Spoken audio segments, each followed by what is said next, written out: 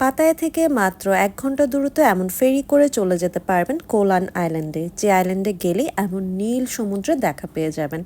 একদম সমুদ্রের পাড়ে বসে রাতে ডিনার এনজয় করতে পারবেন। এই আইল্যান্ডে আমাদের এত ভালো লেগেছে যে আমরা এই আইল্যান্ডে ৩ দিন ছিলাম। ইউজুয়ালি এই আইল্যান্ডে হচ্ছে রাতে থাকা যায় না, ম্যাক্সিমাম লোকজন দিনে এসে দিনেই চলে যায়। আর সবচেয়ে বেশি এনজয় করেছি এই আইল্যান্ডের খাবার। সমুদ্রের পাশে বসে এরকম একটার পর একটা ডাব খেয়েছি, আর সমুদ্রের পাশে হওয়ার কারণে খাবারের মজাও হচ্ছে আরও দ্বিগুণ হয়ে গিয়েছিল।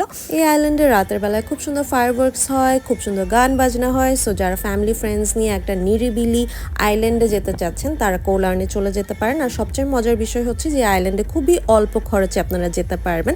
আপনারা যদি আইল্যান্ডের টপ ভিউটা দেখেন তাহলেই বুঝবেন যে আইল্যান্ড কিন্তু খুব বেশি বড় না, খুবই ছোট আইল্যান্ড, বাট খুবই সুন্দর আইল্যান্ড।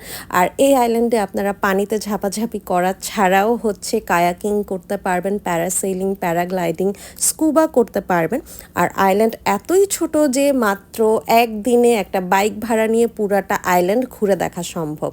সো যারা হচ্ছে একদম অল্প বাজেটের মধ্যে থাইল্যান্ডে আসতে চাচ্ছেন, ঘুরতে চাচ্ছেন এবং একটা আইল্যান্ড ভিজিট করতে চাচ্ছেন, তাদের আমি হচ্ছে কোলানটা রেকমেন্ড করব। এটা পাতায়া থেকে একদমই কাছে, জাস্ট ১ ঘন্টা দূরত্বে।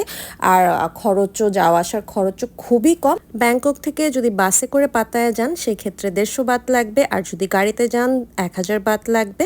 আর এই আইল্যান্ডে ফেরিতে যেত মাত্র ১৫০ বাত। হোটেল ভাড়াও হচ্ছে মাত্র ১৫০০ বাত, যেটা ম্যাক্সিমাম বললাম। সো খুবই অল্প খরচে হচ্ছে এই আইল্যান্ডে আপনারা ঘুরে আসতে পারবেন।